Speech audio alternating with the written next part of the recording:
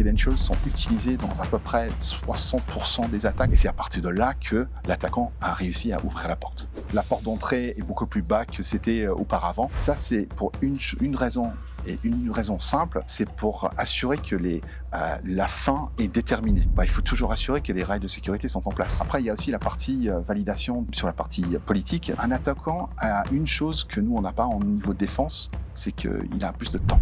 Malheureusement, ce qu'on a vu, c'est que c'était toujours activé sur quelques postes. C'est quelque chose qui ouvre les yeux, ça c'est sûr.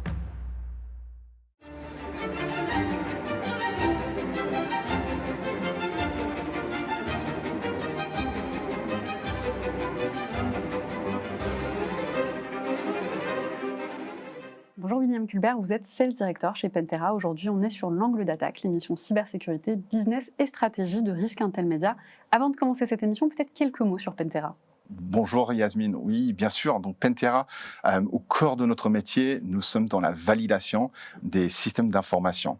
Ce que ça veut dire, c'est de valider que les différentes lignes de défense, contrôle de sécurité sont bien mises en place et répondent aux menaces actuelles. Moi, j'aime bien commencer l'émission notamment avec des actualités. Et récemment, il y a des chercheurs qui ont montré, qui ont présenté ScamAgent. Donc, ScamAgent, qui est un agent qui se base sur des modèles de langage, qui permet notamment en fait de générer des scripts très réalistes d'arnaque au téléphone, de pouvoir mémoriser la conversation qui a eu lieu et donc de faire évoluer le discours pour pouvoir justement mener la victime à faire une erreur. Alors, je me dis qu'effectivement, si on prend ce genre d'outil, donc ScamAgent, et qu'en plus on rajoute ça à des modèles de synthèse vocale, on se retrouve quand même dans des situations d'arnaque qui sont particulièrement réalistes. Est-ce que vous pensez que quand on voit ce genre d'outils, finalement, on tombe dans une industrialisation de la cybercriminalité? Malheureusement, c'est quelque chose qu'on constate que la porte d'entrée est beaucoup plus bas que c'était auparavant. Je m'en souviens quand j'ai commencé dans le cyber, il y avait les 5 niveaux de complexité. Il y avait du script kiddie qui était du niveau 1 jusqu'à nation state au niveau 5. Et là, je pense que ce que l'IA a permis de faire, c'est de créer une sorte de niveau 0 où on a juste besoin d'être motivé pour commencer et d'interroger interagir avec un IA ou avec un prompt. Donc ça rend les choses beaucoup plus simples et plus ouvertes au grand public. Là, dans l'exemple que vous avez cité, ce qui est un peu inquiétant aussi, c'est qu'on n'est pas du tout technique. Là, c'est plutôt dans la psychologie qu'on travaille. Et dans la psychologie, c'est aussi une autre façon de se comporter. Et peut-être aussi, en réfléchissant, c'est aussi là-dessus qu'on a besoin aussi de monter un peu de formation, de sensibilisation en interne au sein de nos sociétés pour qu'on se autoprotège aussi un petit peu contre ce genre d'attaque ou de connexion, de communication. Oui. C'est vrai que si on ne l'a pas vécu, on ne se l'imagine pas. Je suis entièrement d'accord avec ce que vous dites. Il faut de la sensibilisation parce qu'aujourd'hui, on a des outils qui sont mis dans les mains de tout et de n'importe qui avec une barrière d'entrée sur le marché de la cybercriminalité qui est extrêmement faible. Et donc, plus on est aguerri, plus on va pouvoir justement les identifier. Moi, si je n'avais pas vu cet exemple en particulier et puis d'autres de ce type-là, je serais, je pense, beaucoup moins vigilante, ce que je ne suis pas aujourd'hui, évidemment. Alors, justement, un deuxième cas aussi a attiré mon attention, vous avez dû en entendre parler, c'est un cybercriminel qui a réussi à conduire une attaque en jailbreakant Claude d'Anthropic. Donc là, il a orchestré une campagne qui a permis justement de toucher des agences gouvernementales. Il a utilisé l'IA pour créer des scripts, pour exfiltrer des données. On parle quand même de 150 gigas de données sensibles qui incluent des informations notamment fiscales et de registres électoraux. Donc pas des informations qui ne sont pas importantes.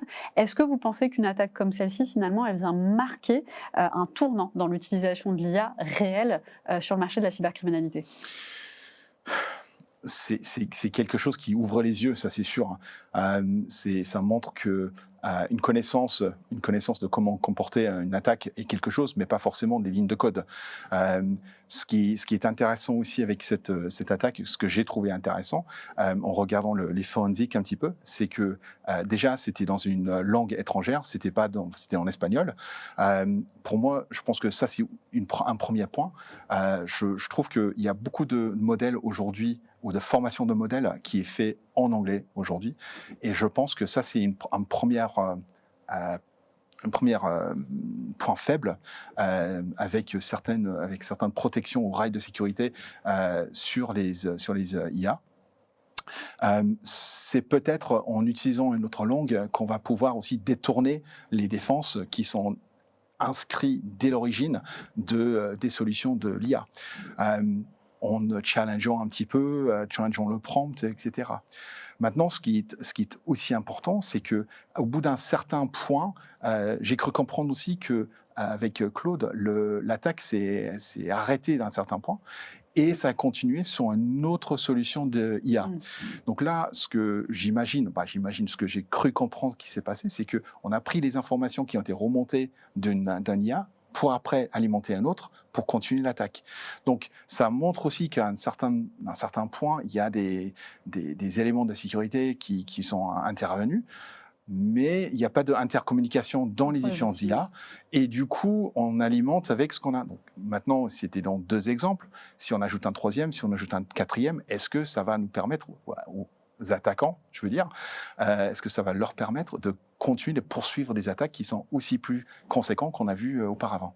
C'est assez intéressant parce que finalement, ce que vous êtes en train de dire, c'est que l'outil est beaucoup plus robuste dans la langue d'entraînement, qui est donc l'anglais pour ces modèles-là, Claude, ChatGPT ou autres, et que du coup, pour pouvoir les jailbreaker, finalement, peut-être utiliser une autre langue, ça permettrait de bypasser certaines lignes de sécurité potentiellement plus simplement. En tout cas, dans ce cas-là, c'est vrai que c'est en espagnol que ça a été utilisé, et donc effectivement que les cybercriminels, finalement, couplent plusieurs outils en fait. Ils n'utilisent pas un, ils utilisent un jusqu'à arriver à leur objectif, puis un deuxième, puis un troisième, puis un quatrième. Donc vous parlez justement de connexion de sécurité. Est-ce qu'il faudrait finalement que ces entreprises se regroupent pour créer un peu un système de sécurité?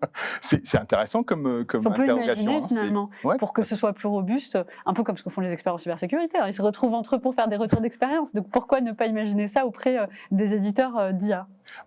J'ai entendu une émission récemment où ils ont commencé à se poser la question sur la formation des éthiques, des éthiques auprès des LLM. Ouais. Donc pour dire, voilà, jusqu'à ce point-là, vous pouvez y aller, jusqu'à ce point-là, vous ne pouvez pas. Et encore une fois, sur la langue naturelle, ça permet aussi d'interroger avec une solution IA pour dire, non, là, vous n'avez pas bien compris, il faut y réfléchir comme ça. Et c'est comme ça aussi que je vois que la langue est aussi quelque chose qui pourrait être un élément détournant aux briques de sécurité qui sont intégrées et inscrites dans les solutions. On parle d'IA depuis le début de cette émission, mais lorsque j'ai regardé un peu ce que vous faisiez chez Pantera, il y a quelque chose qui a un peu apparu. Je comprends que ce n'est pas de l'IA autonome que vous avez, mais un algorithme contrôlé. Déjà, quelle est la différence pour le public qui nous suit, et puis pourquoi avoir choisi finalement ça, là où on entend beaucoup de solutions, parler d'IA justement? Donc c'est un sujet que nous étudions beaucoup au sein de Pantera, et on a différentes solutions qui couvrent différentes problématiques ou différentes surfaces d'attaque. Sur la surface d'attaque externe, là, on a intégré l'IA pour effectivement avoir plus de puissance, quand je dis puissance, plus de rapidité dans la reconnaissance des systèmes externes. C'est assez vaste et varié sur le périmètre externe. Et là, ça aide à donner le contexte, mais aussi fournir des informations qui sont liées au mode de passe fuité, essayer sur les différents systèmes qui sont exposés à l'extérieur. Maintenant, quand on regarde sur le périmètre interne, donc là, c'est un algorithme que nous utilisons à l'interne. Et ça, c'est pour une raison. Et une raison simple, c'est pour assurer que la fin est déterminée de toutes les attaques menées par la solution. Parce que ça va quand même attaquer. Donc, il n'y a pas de payload méchant, mais ça va essayer de bypasser le EDR. Ça va essayer les différentes TTP utilisées par les malveillants aujourd'hui. Et du coup, la première question qui est toujours posée, c'est est-ce que c'est sûr? Est-ce que ça va nous faire tomber notre SI? Comment est-ce que vous pouvez vous assurer de ça? Et en prenant cet orchestrateur, ça nous permet d'assurer que c'est safe by design, que la partie post-exploit, donc c'est-à-dire une fois qu'une vulnérabilité est détectée, ça peut être un CVE, ça peut être une erreur de configuration, une fois c'est exploité, on sait que ça va aller plus loin pour essayer de trouver d'autres et de poursuivre l'attaque, mais sur les angles d'attaque connus, et du coup on ne va pas tomber le système d'information, faire tomber le système d'information. Et donc, est-ce qu'aujourd'hui vos clients vous demande d'aller vers plus d'IA, parce que je le répétais, finalement, on entend beaucoup parler de solutions boostées à l'IA. Donc, est-ce que vos clients sont plutôt contents que vous ayez une approche différente qui passe par l'algo plutôt que par l'IA, ou est-ce qu'on vous pousse à faire plus d'IA? C'est sûr que c'est un sujet que nous étudions beaucoup au sein de Pantera. Et les clients nous demandent: c'est quoi votre stratégie? Qu'est-ce que vous allez faire? Pourquoi c'est pas dans la solution des jours aujourd'hui? Et effectivement, donc pour nous, la partie IA, on a une partie de recherche qui est dans la création et de la génération automatique des exploits. Maintenant, on en a parlé tout à l'heure des rails de sécurité. Il faut toujours assurer que les rails de sécurité sont en place. Et du coup, même en utilisant les algorithmes ou l'IA, il faut juste assurer que ça ne dépasse pas des rails de sécurité quelque part. Donc là, c'est quelque chose que nos chercheurs sont en train d'étudier pour la partie interne. Encore une fois, je répète qu'il y a d'autres éléments sur lesquels nous avons déjà impliqué l'IA, donc sur le périmètre externe, et aussi sur une partie un peu agentique là dans la solution. Comme ça, on peut, dans un langage naturel, on peut demander de lancer certains tests. Qu'est-ce qui est le résultat? Pourquoi? Est-ce que ça correspond à la LPM, donc la loi de programmation militaire? Quelles sont les priorités? Donc cette partie-là, c'est déjà intégré, mais c'est juste dans l'orchestration que pour l'instant, on reste sur l'algorithme. D'accord. Alors, en plus d'avoir vu effectivement l'algorithme automatisé, j'ai vu un autre terme qui est celui de la validation proactive. Donc, comment vous vous différenciez justement des scans de vulnérabilité classiques qu'on peut trouver sur le marché? Et qu'est-ce que vous entendez exactement par validation proactive? Pour nous, la validation est là pour tester. C'est un autre mot pour dire tester. Et de tester les lignes de défense. Et quand je parle de lignes de défense, c'est qu'on a la partie humaine. Donc la partie humaine, c'est peut-être quelqu'un qui va cliquer sur un lien, sur un email un peu, du phishing. Ça peut être une ligne de défense technique. Ça peut être l'EDR, ça peut être les firewalls. Est-ce que tout est bien fermé? Donc ça c'est la partie validation. Après, il y a aussi la partie validation sur la partie politique. Donc j'aime bien travailler dans quelques mots, c'est people, process et technologie. Donc là, on a touché sur le people, on a touché sur la technologie, et là, la partie process, c'est est-ce que le SOC a bien identifié, est-ce qu'il y a quelque chose qui se passe, est-ce que ça a été remonté en temps et en heure comme prévu dans les SLA du SOC, soit interne, soit externe. Donc il y a la validation de tout cela. Maintenant, comment est-ce on est différent d'un scanner de vulnérabilité tout simple? Parce que nous, ce qu'on va faire, c'est essayer on va faire de la reconnaissance sur toutes les différentes vulnérabilités. Ça peut être des CVE, ça peut être aussi des erreurs de configuration. Donc un firewall qui n'a pas été clôturé, qui n'a pas été fermé après un change, etc. Et ce qu'on va faire, c'est de identifier et exploiter tout est exploitable. Suite à ça, on va enchaîner les différentes exploits. Donc là, pour vraiment avoir une idée sur le risque qui est remonté sur une vulnérabilité qui est identifiée. Avec cela, ce qu'on va faire, c'est de montrer à nos clients que c'est pas forcément toujours la vulnérabilité de version 8 de CVSS, de version 8, pardon, de scoring 8, d'un scoring de CVSS, qui est le plus important à remédier tout de suite. Ça peut être la porte d'entrée, qui est une vulnérabilité qui est plus faible, et c'est à partir de là que l'attaquant a réussi à ouvrir la porte. Alors, j'imagine quand même qu'on vous demande souvent des KPI pour justement mesurer la posture de sécurité. Quels sont ces KPI? C'est une très très bonne question. Donc il y a la partie KPI et puis il y a aussi conduite au changement et conduite à l'amélioration.